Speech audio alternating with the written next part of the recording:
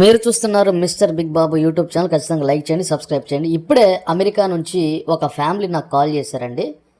ఇప్పుడే రాజా సాబ్ movie show complete అయిపోయింది అమెరికాలో.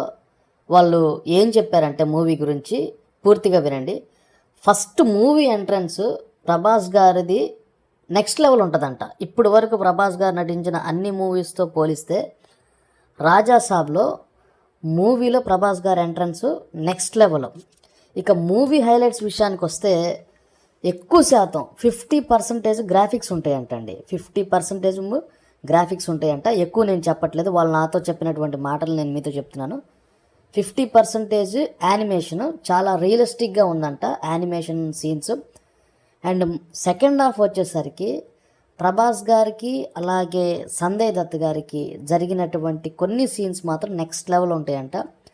బ్యాక్గ్రౌండ్ అయితే మామూలుగా లేదు. బ్యాక్గ్రౌండ్ మ్యూజిక్ మెయిన్ సినిమాకి హైలైట్. ప్రభాస్ గారి యాక్టింగ్ ఎలా ఉందంటే, ఆయన ఈ జోకర్ మూవీ ఉంటుంది కదా, అంటే బ్యాట్మెన్లో జోకర్ ఉంటుంది కదా, ఆ లెవెల్లో యాక్టింగ్ ఉంటుందంట ప్రభాస్ గారిది.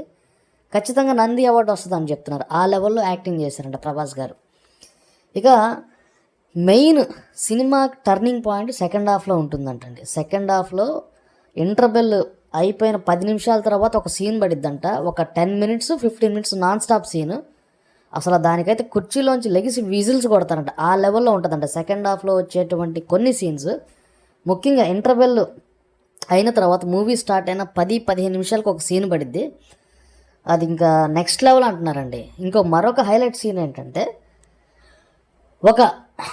ఈ బంగాళాలో జరిగేటువంటి ఒక ఫైట్ సీను మెయిన్గా 4 ముసళ్ళతో అంట. నేను ఎక్కువ చెప్పట్లేదు, ఖచ్చితంగా ఈ వీడియో మీద మీరు కామెంట్ చేయండి. ఒక 4 ముసళ్ళతో ఫైట్ ఉంటుంది.